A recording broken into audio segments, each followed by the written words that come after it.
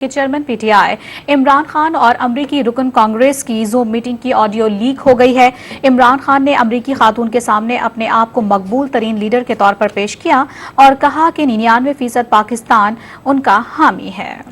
इमरान खान ने तहरीक अदम एतमाद पर अपनी सियासी नाकामी का मलबा साबिक आर्मी चीफ पर डाला। जूम मीटिंग में इमरान खान ने अपने दौर की मुआशी परफॉर्मेंस को बढ़ा चढ़ाकर पेश किया और पाकिस्तान की मनफी मंजर कशी की। One of the most critical times in our history. We have one of the most bizarre situations going on in this country. There was not one assassination attempt. I received 3 bullets in my leg, which were meant for the top body. You see, my government was removed by the ex-army chief because the military establishment is very powerful here.